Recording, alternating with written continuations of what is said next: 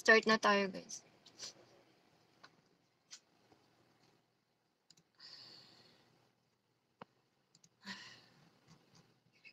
So, kahapon, diba, diniscuss natin yung gross sales tsaka yung sales discount pati yung net sales. So, review ko lang kayo ulit dun sa gross sales.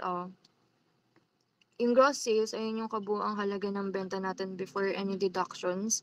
That includes yung sales discount.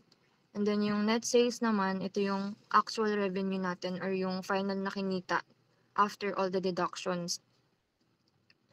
And then, para makuha natin yung net sales, ima-minus lang yung gross sales sa sales discount para makuha natin yung net sales na 2,284,307.90. Then since tapos na tayo dyan, magpo-proceed na tayo sa cost of goods sold.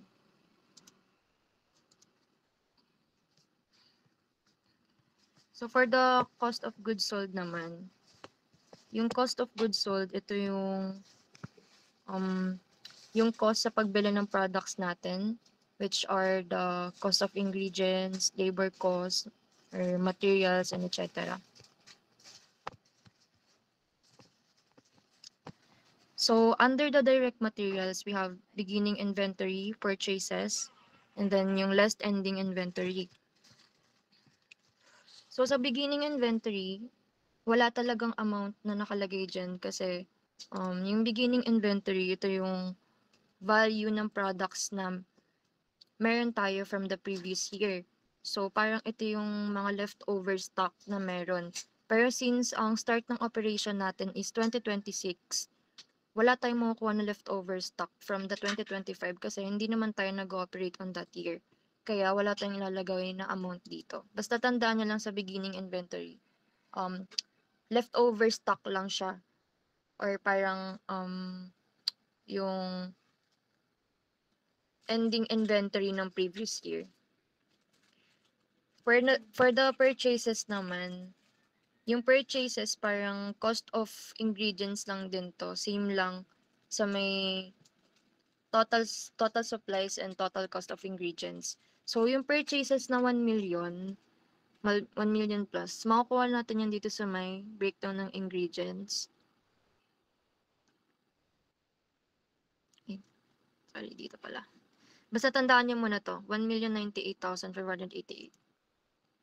So, yung 1 million na yun, nakuha yun dito. Ito, guys.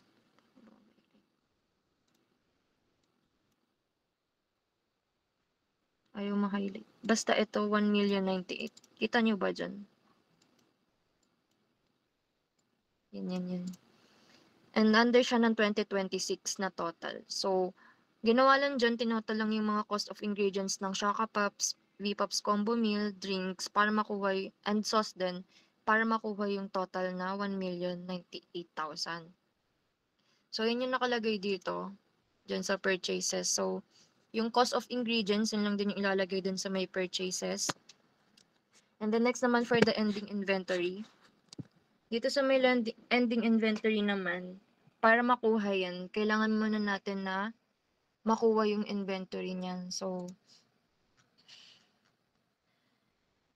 dito sa inventory, itong inventory, ito yung mga products or goods na meron tayo on hand.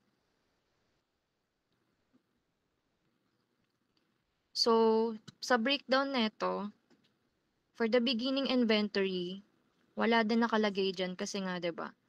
Leftover stock yan or need ng ending inventory from the previous year. So, wala din tayong ilalagay dyan. Same lang sa, sa COGS.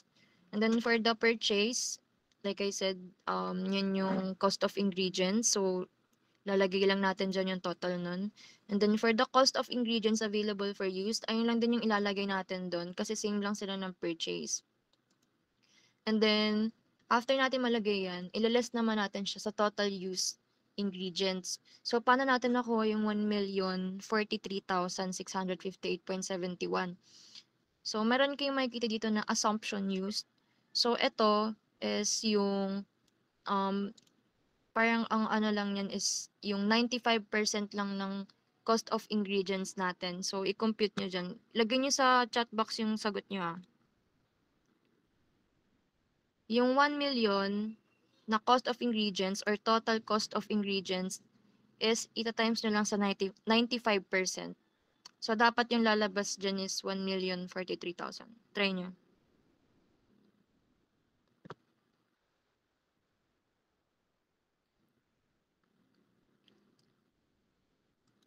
Yung 95% na yun yung parang estimation natin na magagamit lang natin for a year na ingredients. Okay, tama. Okay, so tama. So, ayun yung computation para makuha natin yung total used ingredients. So, paano naman natin makukuha tong ending inventory? So, madali lang naman yan. Di ba may nakalagay naman dito na less? So, yung cost of ingredients available for use dito is ima-minus lang natin sa total used ingredients. So, i-minus nyo yan para makuha yung ending inventory. Mag-compute kayo lahat.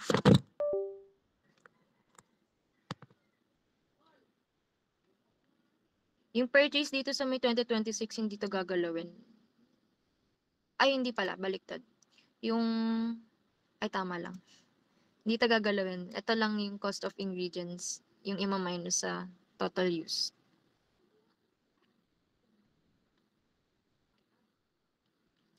Okay, tama.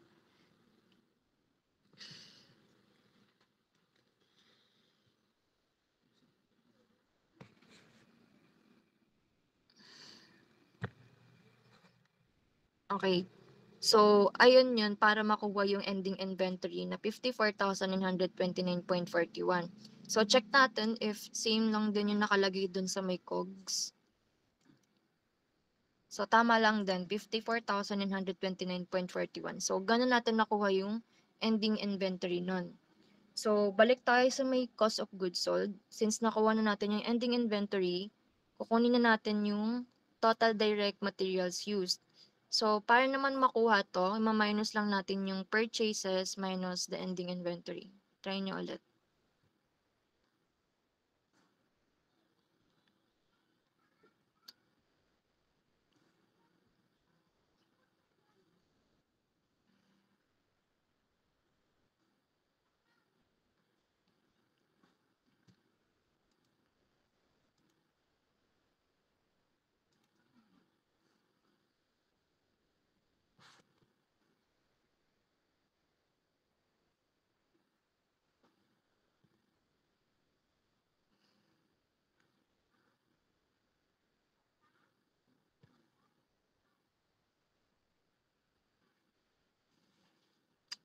Yes, tama.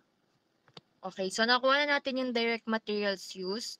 So, baka magtaka kayo if dito sa may 2027, same lang yung nakalagay dito. I mean, parang kinapi lang yung ending inventory neto sa beginning inventory neto in 2027. So, kaya same lang yung nilagay dito. Yung kasi 'di ba sabi ko kanina yung beginning inventory ayun yung parang leftover stock from the previous year. Since sa 2026 meron tayong ending inventory or leftover stock, merong magagamit yung 2027 na stock pa from the previous year, which is itong 54,929.41. So, ito yung magiging beginning inventory ng 2027, which is yung naging I mean leftover stock from the previous year. So, ganun lang din sa mga future years. Ayan, sa 2028, 'di ba merong leftover stock yung 2027 na 59,000. So, yun yung magiging beginning inventory doon ng 2028. For the, sorry. For the total direct materials used, ay, na-compute na pala yan. Wait lang.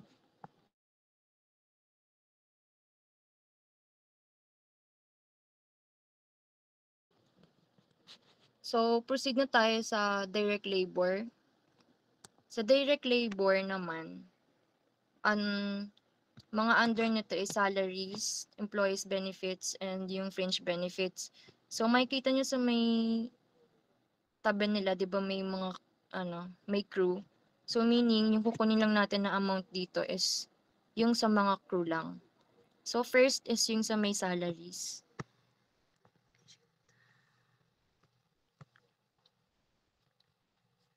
Sa may salaries,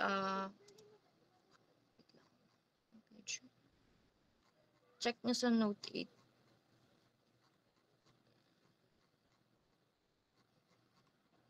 Ano lang pala. So dito sa may salaries expense, dito tayo magbe-base sa meron ng annual net pay. So compute lang natin yung annual net pay ng mga crew from the crew 1 hanggang 4 para makuha natin yung total na 282,360. So try nyo i-compute kung same lang na ito yung total, 282,360.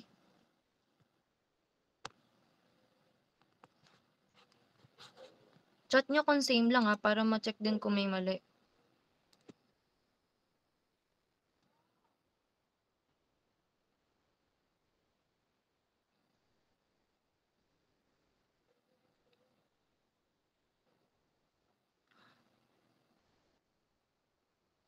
Okay, so tama lang.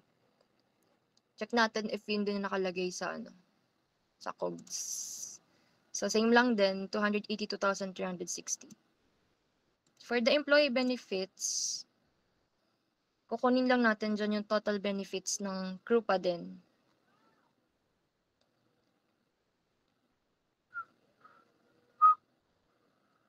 So dito, so yung total benefits nila each is 17,930. So para makuha, total lang natin lahat ng total benefits nila. Paki-compute ulit. Dapat 71,720 yung lalabas din.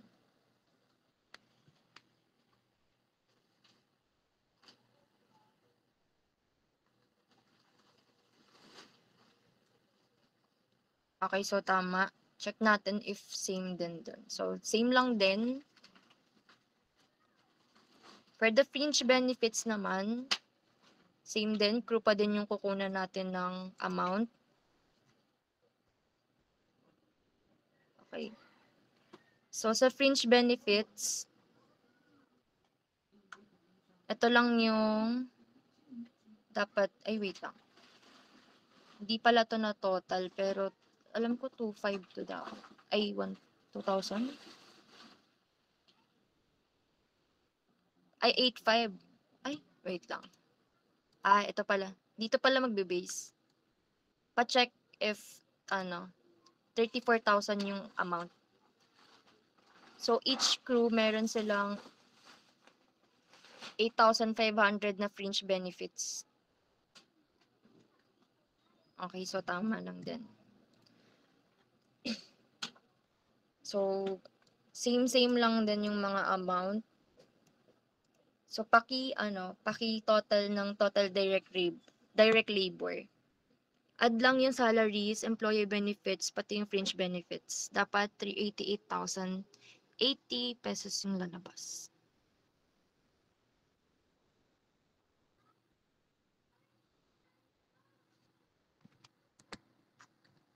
Okay, thanks. So, na-compute na natin yung direct labor at saka direct materials. Ngayon, magpo-proceed na tayo sa factory overhead. So, yung factory overhead, ito naman yung mga extra expenses na kailangan natin para mapatakbo yung production area. So, first is yung packaging supplies. So, sa packaging supplies,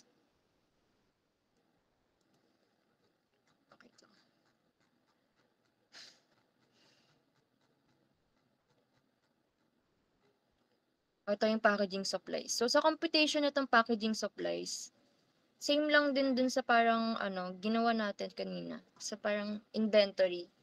Same lang ng computation pero be-breakdown ko na lang din. So, for the beginning inventory, wala din. Kasi wala naman previous year. And then, for the purchases na 54,020, nakuha yan dito sa may total ng 2026. Parang ito yung Yung indication nito is yung parang total packaging supplies for the year 2026. So, yun yung purchases niya. So, for the total supplies available for use, same lang din, parang kanina lang sa cost of ingredients. Copy lang. And then, para makuha yung 51,319, ganun din, same computation, ina 95% natin yung total supplies na meron yung packaging. So, try nyo guys, i-95% yung total supplies.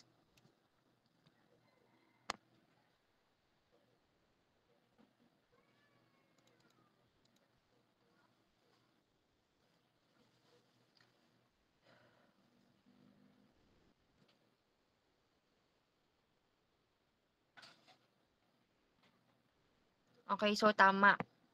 So, check din natin sa COGS if yun ba yung lumabas doon. Okay, so tama lang din. So, para makuha din yung ending balance, same pa rin, ma-minus lang natin yung used ingredients sa total supplies. Used supplies sa total supplies. Para makuha yung 2,701. For the kitchen supplies, same pa din naman yan. Ganun lang din. Yung beginning inventory, wala din. Purchase, total lang din ng 2026. 3,220. So, kinapi lang. Then, pati yung total supplies, kinapi lang din. And then, para makuha yung 3,059, 95% lang ulit. Paki 95% ulit.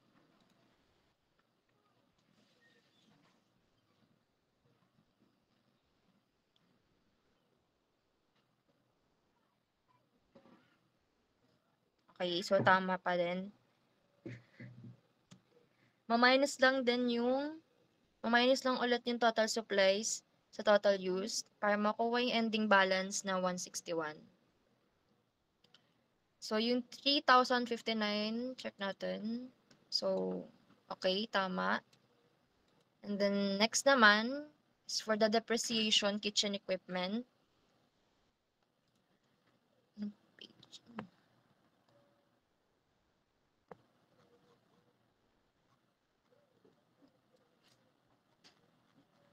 So, para makuha to, yung sa kitchen equipment, yung depreciation niya, first is, ito yung breakdown niya ng kitchen equipment. Para makuha natin yung accumulated depreciation, yung formula niyan is quantity times the unit cost. So, try nyo i-times muna yung quantity times unit cost. So, yung magiging sagot niyan is yung magiging total cost nun.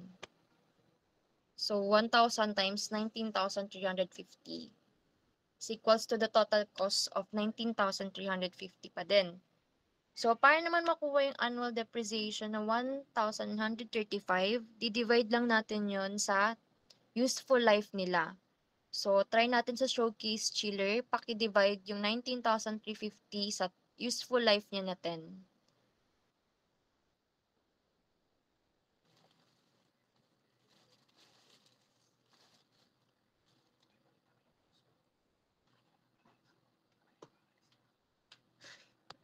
Okay, so tama.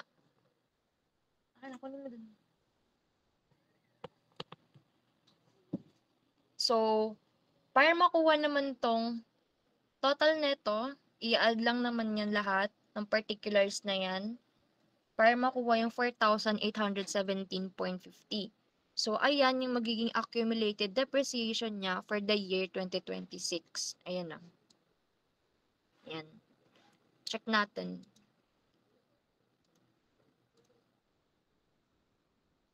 Okay, so tama lang. 4,817.50.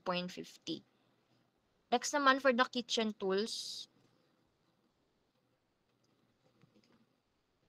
For the kitchen tools, ganun lang din. Wait lang may air pala eh.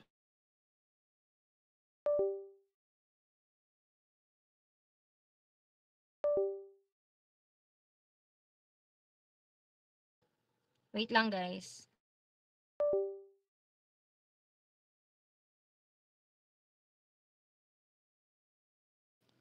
Okay, so continue. Sorry, may inayos lang. So, for the kitchen tools, ganun lang din, same computation sa may ano kanina, kitchen equipment. Times lang natin yung quantity, try nyo din. Times nyo yung quantity sa unit cost para makuha yung total cost na 330. And then, after nun, i-divide nyo sa useful life niya na 5 para makuha yung annual depreciation na 66. Pa-check if tama lahat to ng nakalagay dito.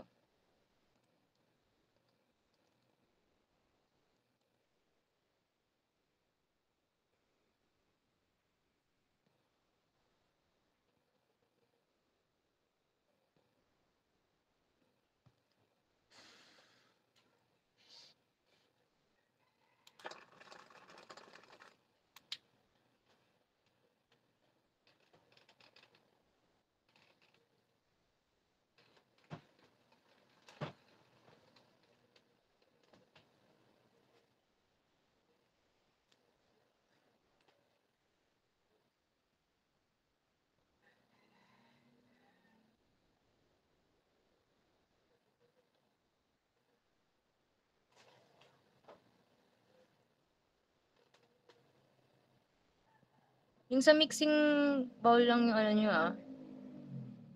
compute. Ito lang.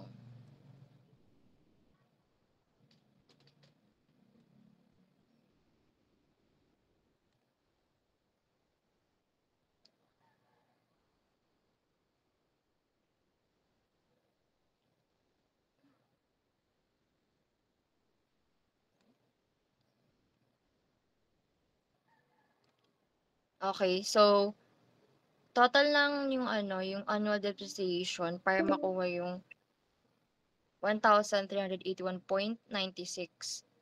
Check natin if tama lang. So, same lang din. So far, same pa rin naman yung mga amount.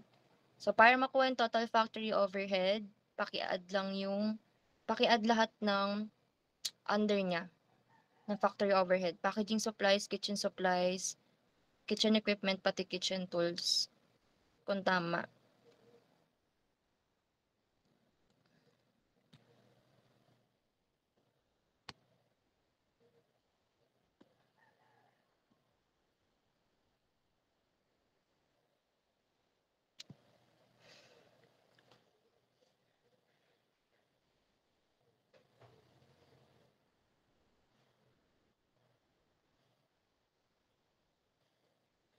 Okay, so same lang. Tama lang pala. So, para makuha yung cost of goods sold, total lang natin yung total direct materials used, and then yung total direct labor, and then yung total factory overhead. Pa-compute ulit, guys.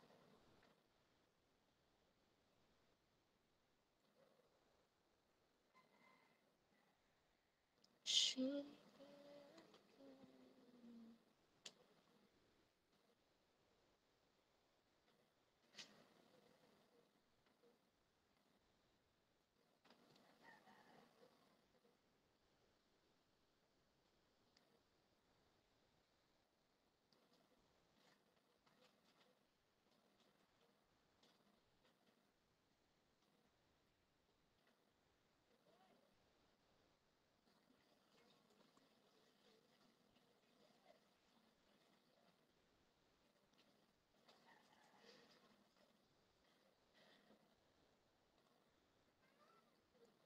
Nagkatala lang sa no, sa point.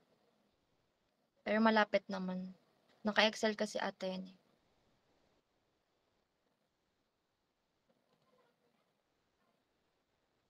Okay, so almost the same naman siya. So check natin if yung 1,492,316.18 same lang dito sa may financial statement. Okay, so same lang din. So yun siya kung paano nakuha yung cost of goods sold. Haba, no? So para makuha naman yung gross profit, ma-minus lang natin yung net sales sa cost of goods sold. So paki-compute nyo guys. Kung tama lang yung gross profit dito.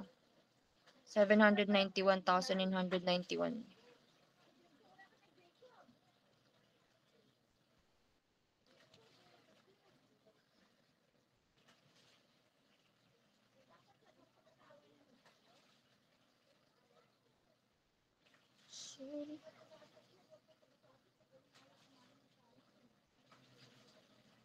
Okay, so same lang din. So, nakuha na natin yung gross profit natin for the income statement. So, now magpo-proceed na tayo sa operating expense.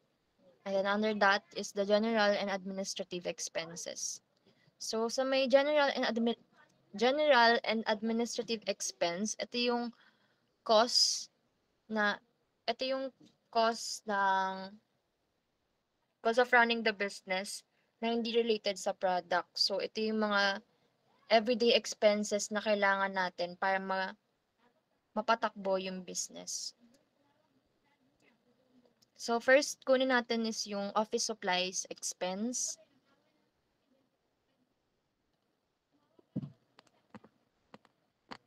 Hanapin ko lang anong page.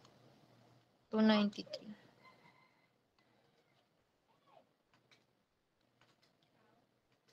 Tandaan nyo pag supplies, guys. Same computation lang siya sa ginagawa natin kanina sa mga previous supplies.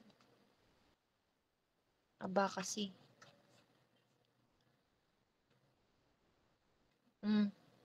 So, ayun. Ito yung office supplies. So, same lang din siya, di ba, kanina sa ibang table ng supplies. So, ganun lang din. Beginning inventory, walang kukunin. Purchases, ito lang yung total supplies, ay total office supplies for the year 2026. I-add lang to lahat. Ito, 26. Para makuha yung 3,613. So, after makuha yon, lalagyan natin yung sa purchases, pati sa total supplies available for use. Sa 2026 lang yung ginagawa, yung kinakopy yung, yung total supplies available for use. Para sa 2027, iba na yung, yan. And then next is, para makuha yung 3,432.35, ina 95% natin yung total supplies available for use. So, sige, compute nyo na.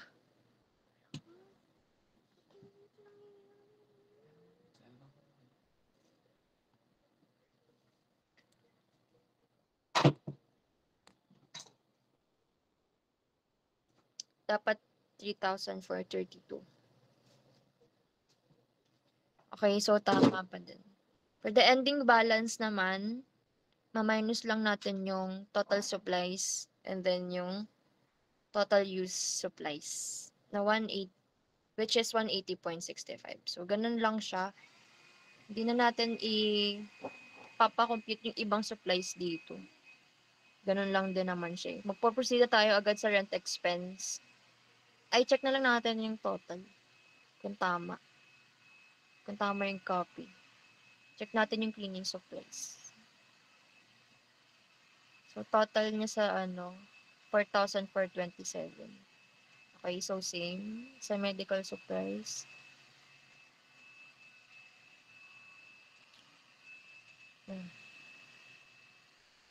1,076. Check natin. Okay, so same lang din naman. So now, for the rent expense, page 296. For the rent expense, ito lang naman siya. Since, di ba, we have monthly rent na 12,000. Ta-times lang natin yun sa 12 para makuha natin yung rent expense natin for a year, which is 144,000. Yeah, 144,000. Ay, 144,000. Yun yung total ng rent expense natin for the 2026. So, okay, tama. Ganun din, the rest of the year, 144,000. Next naman, for the utilities expense, hindi ko na to i-emphasize, guys. Kasi, di ba na topic na, na breakdown na natin to kahapon sa may startup cost pa lang. And may mga mali nga. So, Panindigan na lang natin 'to. So, kailangan ito yung total niya. Kung sa monthly, ang kinuha natin do'n na total is yung kung sa startup cost kinuha natin do'n is yung monthly expense niya na 10,631. Dito sa may income statement natin, kukunin natin dito ngayon yung total ng 2026. So, 127,583.76 dapat yung nandito. Okay, so same. Same lang din naman. For the salaries expense, ito na yung breakdown para sa store head. 'Di ba kanina sa may cost of goods sold, kung naalala niyo ano lang dun yung pwede. Pwede. Yung crew lang yung kinompute natin dun. Kasi mayroong nakahiwalay na computation para sa store head which is included siya sa general and administrative expense. So ito na yung amount niya. So for the store head, ang annual net pay niya, yun yung kukunin natin, annual net pay. Hindi yan. So, ang annual net pay niya is 183,747. So, check natin if ayun yung nakalagay. Okay, so tama lang din. 183,747. For the employee benefits expense, same pa rin, store head pa rin yung kukunin natin.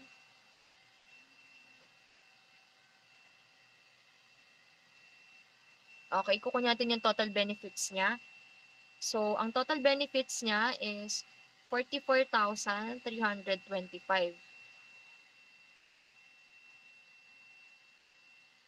Check natin. Okay, so same lang din. And then yung fringe benefits expense niya na 8,500. Check natin if 8,500 din siya. Okay, so ang fringe benefits niya for 2026 is 8,500 lang din. So, tama.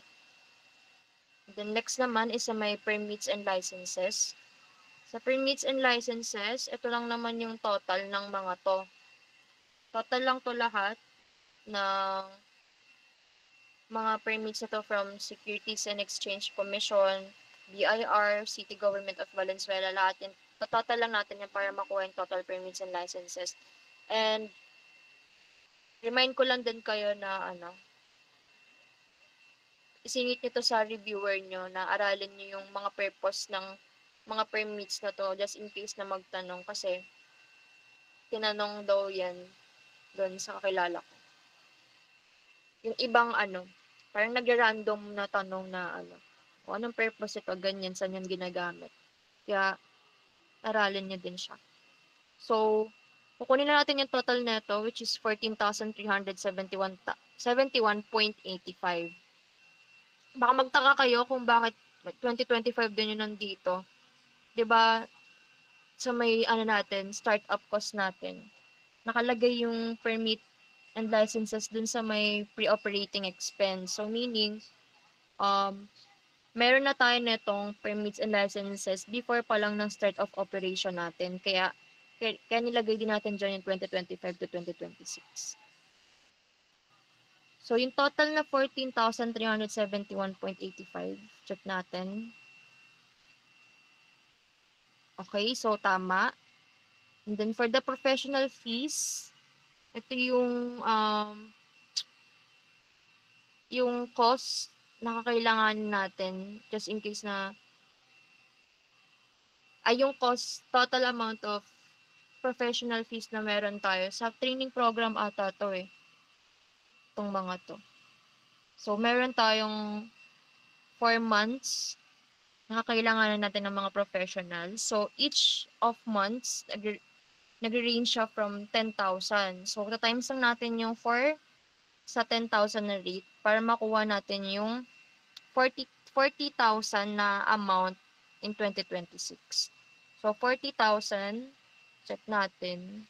Okay, so tama din. For the training, seminar, and development expense, ito yung training program lang. Yung total amount lang ng mga training program. So, para makuha natin tong 10,960 na amount for the 2026, i-add lang natin yung total of training programs on that year. So, total natin yung total natin yung 3,660, and then yung 5,000, and then yung 2,300. Check natin if ay nalabas. So, ito yung mga meron tayo in the year 2026. Itong mga program nito. Food safety handling training, customer service and communication seminar, and then yung Bosch training program. Dapat 10,960 lalabas din.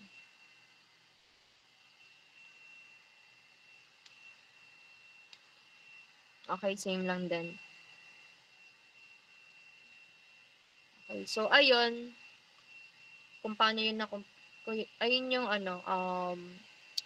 formula paano na-compute yung sa 2026. So, check natin kung same lang din yung 10,960.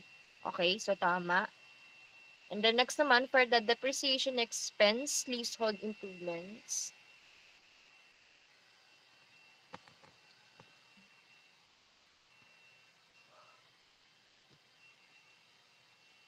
Page 300. Same lang din guys, doon sa iba. Ay sa ibang depreciation. Ganun lang din, times lang yung formula.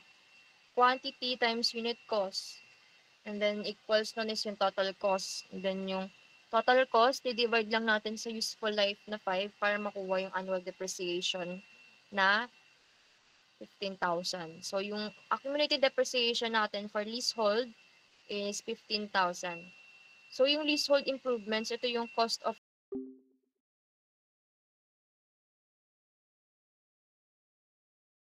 so, continue lang natin yung leasehold improvements. Yung leasehold improvements, ito lang yung cost of renovation. Parang other term lang siya ng leasehold. So, ito yung in total cost ng renovation natin for 2026. 15,000. So, check natin if 15,000 din yun nandun. So, tama lang. And then, for the store equipment, check natin. Total na lang check natin kasi same computation na lang din naman tong mga to. Pero na-gets niyo naman yung kung paano makuha yung formula ng depreciation, di ba?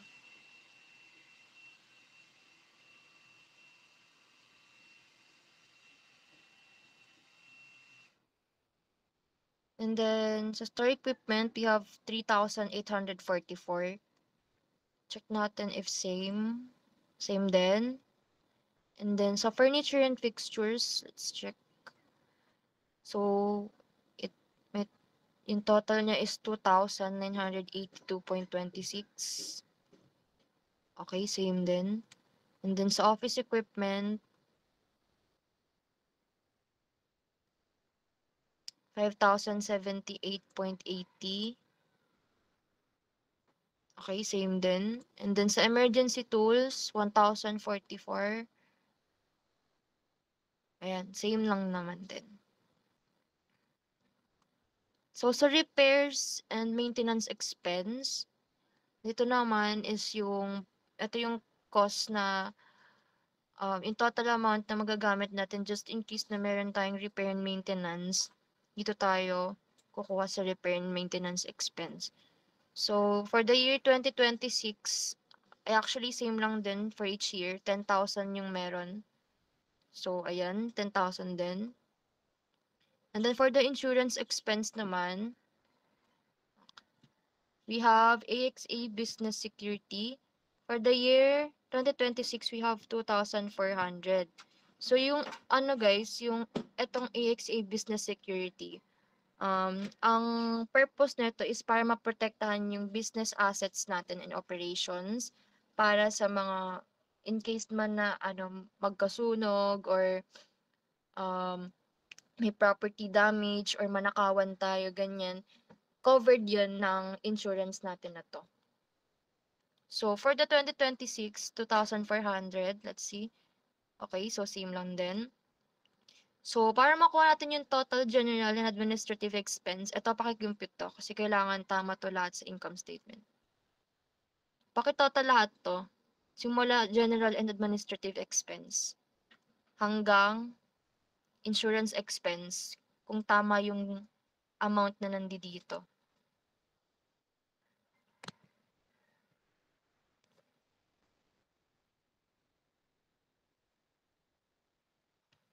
Add nyo lang yan, ah.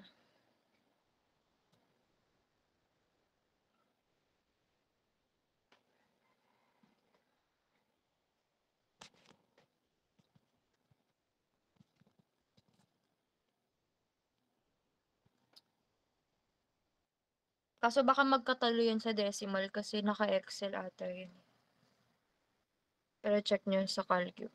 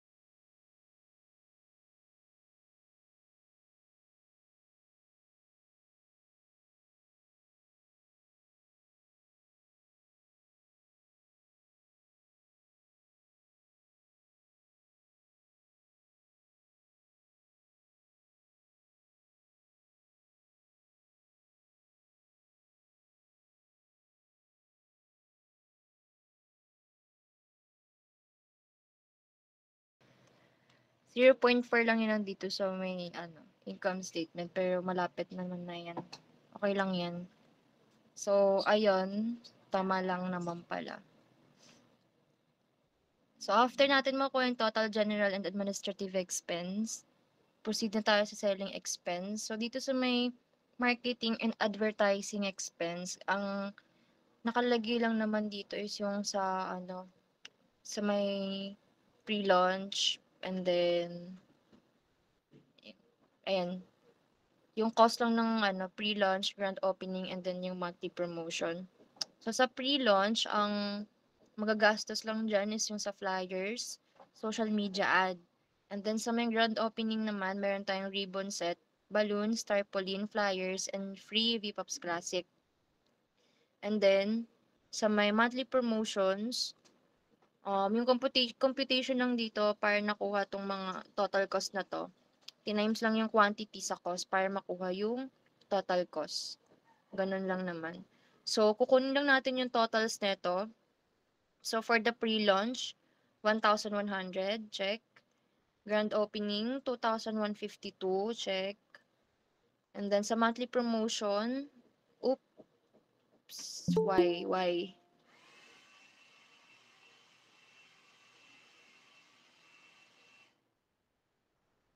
Erika, Ah, Bakit iba? alin? Eto, oh. Saan nakuha tong 1,765?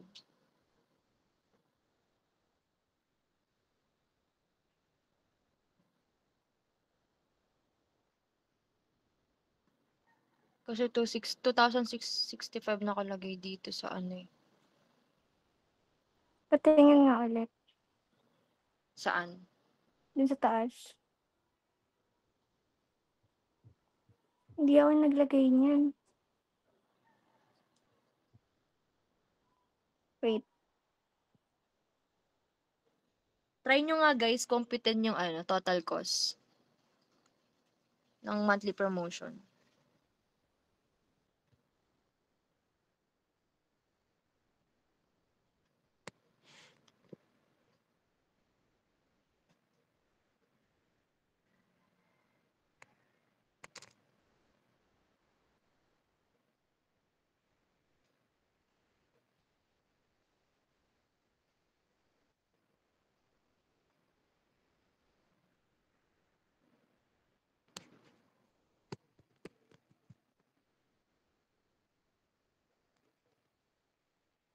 Iyan mo nga ulit. Patingin mo. Ng, Taas. Hindi kasi sinali yung ano, January. bali ano, yung sa January. Ito ba yung ano? Yung grand opening yan eh. Ay, hindi. Anniversary pala yan. Pero yung ano ba, yung sa taas banda? Yung monthly promotion. Ano yan? 2026 lang kasi yan eh. Kaya di sinama yung January. Try nyo, wait lang. Kasi mag-start yung Pop Day 2027 kasi anniversary siya. So February hanggang December lang. Pero Try nyo try nga. niya kung tama. Minus nyo na lang yung 850 tsaka 50. Sa total.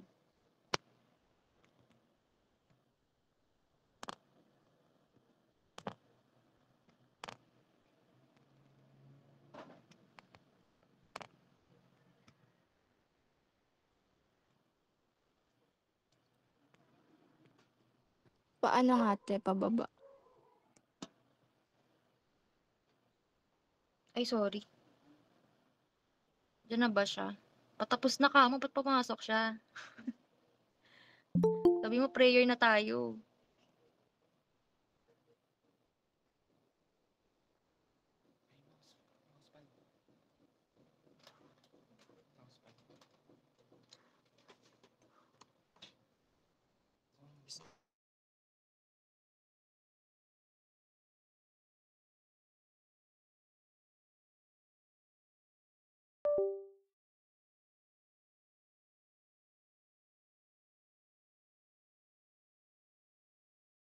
One seven six five ba yung nasa taas?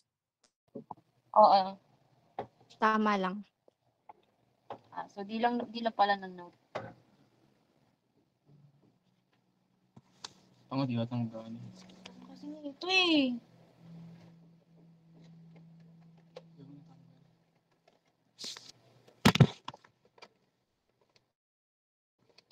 Wait lang, may technical error.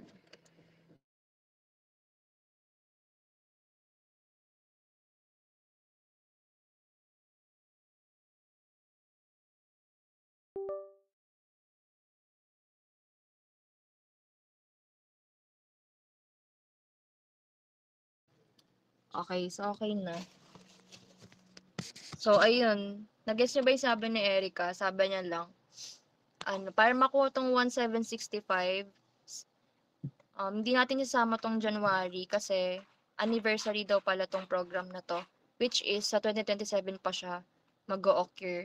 So, ang computation lang sa monthly promotion for 2026 is simula February hanggang December.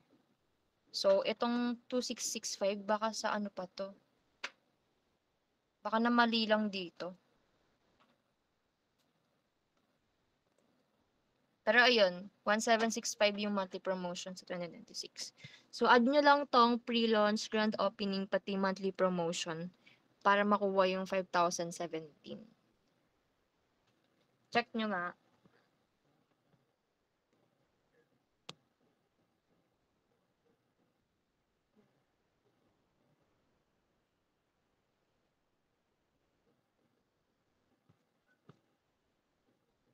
Okay, so tama lang.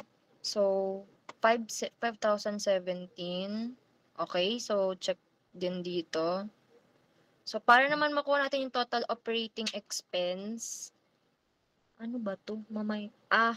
I-add natin yung add nyo nga guys, yung total general and administrative expense, add nyo sa selling expense na 5,017. Equals to total operating expense yan.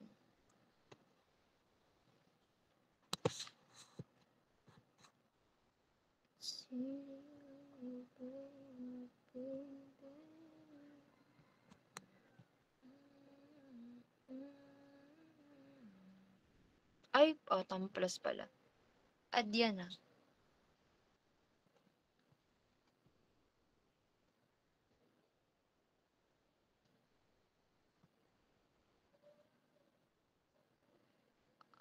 Okay, tama. So, tama lang. And then, after makuha na yung total operating expense, after nyan is yung operating income naman. So, para makuha yung operating income, gross profit minus total operating expense.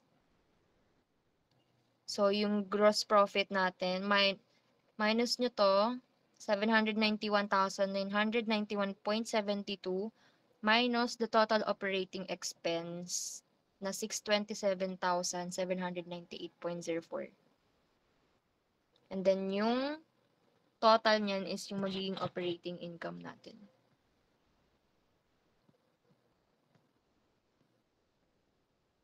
Yung operating income, guys, ayun yung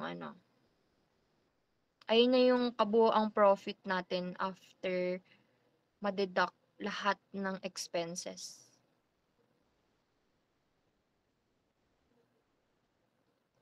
Pero may CSR pa eh. So, operating expense lang naman yun. Ano yun, Erica? Ano ka nga ulit sa monthly promotion? Wait lang, paano nakuha yung yung sa taas pala? Kanina sa may 2027, paano nakuha yung 2,718.48 for the year of 2027? Hindi ko nga alam eh. Kasi May trinay ko break. siya. Hindi ko alam sino nag-compute dyan. Iba yung lumabas eh. Di ba ano to? May growth rate din ba yan? Ewan. Ano ba to, Sel? Ano nga ulit yung growth rate? 3.03.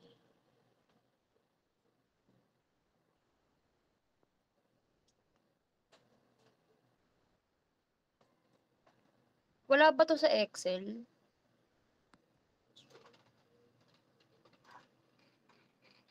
Tsaka ba't isang table lang tong monthly promotion?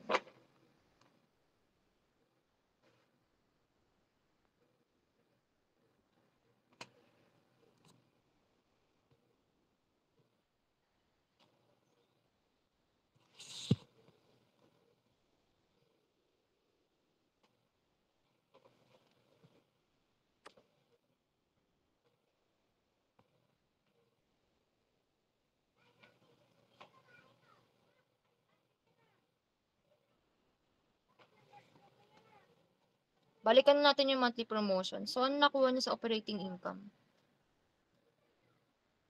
Naka-growth rate. 3%.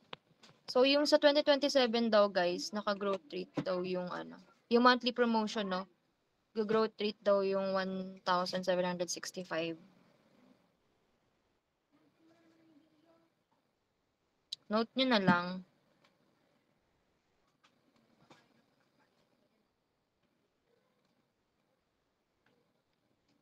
So, tapos kasama na yun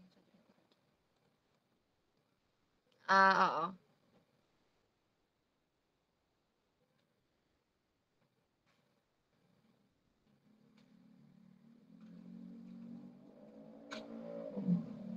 Hindi ba 2744 ang lalabas? Ano ginawa mo? Kasi 'di ba, 2665 yun 'di ba? Yung total cost. Oo. Two Ano six ata? six five Ay, oo nga 'no. Kasi kasama na yung January. times 3% 'di ba? Oo daw. Ang lalabas nun, 79.95. Tas 'pag pinas siya sa 2665, 2744.95 dapat. Or mali Oo. ako? Ganun din sa akin.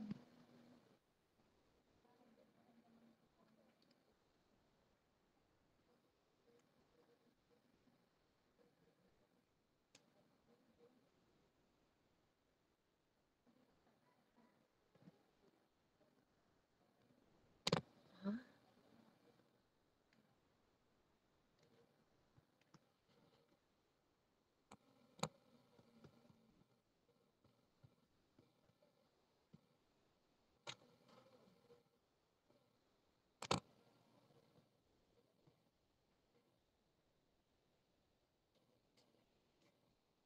Ano, Sel?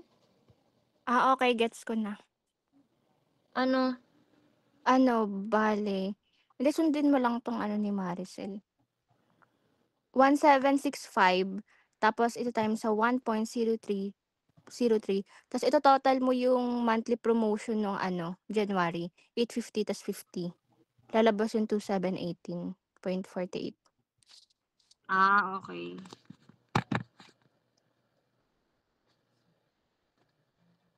Oo, tama.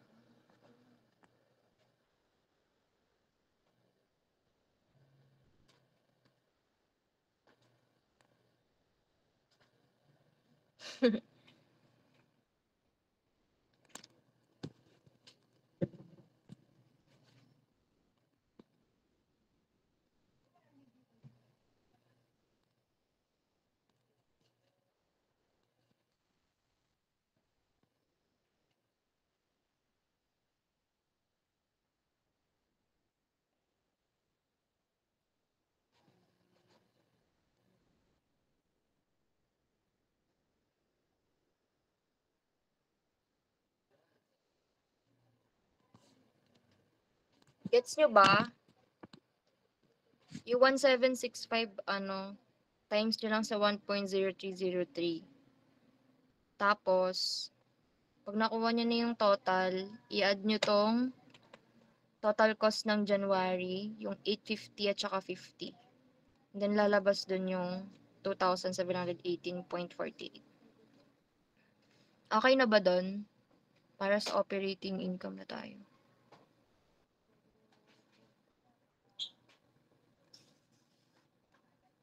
Okay. So, tama ba yung nakuha nyo kanina? 164,193?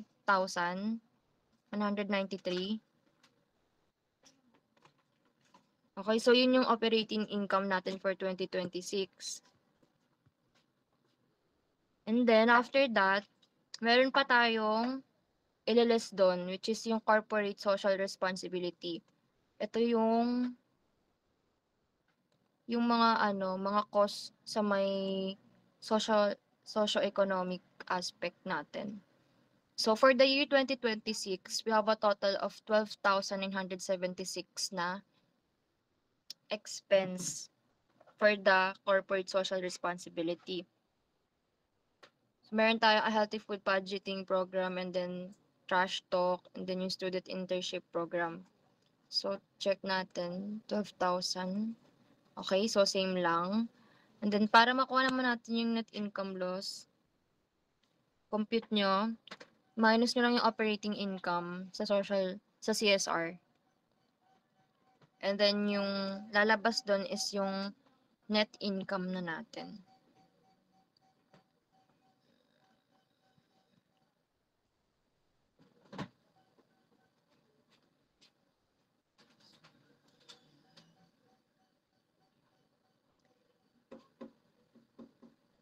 Okay, so tama. How about yung ano, iba? Tama lang?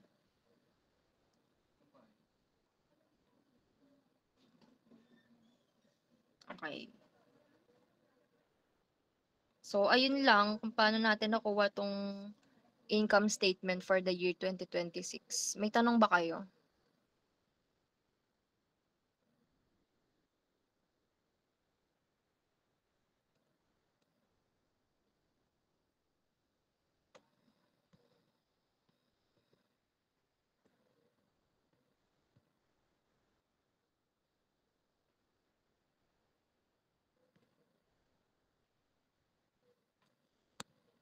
Wala na kayong tanong?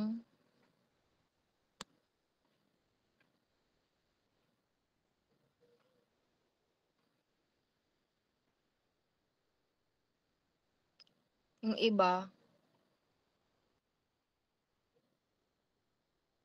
Sure kayo gets niyo 'to, kasi kailangan natin 'to sa cash flow.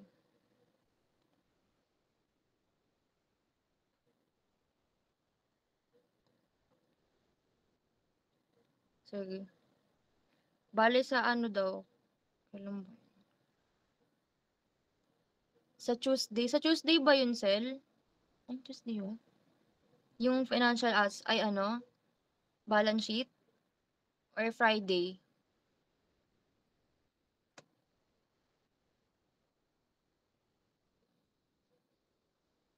Yung ano pala yung balance sheet at saka ano, cash flow, pagsasabayin natin yun. Kasi late na tayo eh. Friday at saka Saturday next week may meeting tayo. Kasi di naman pwede ng Monday kasi bumabagyo.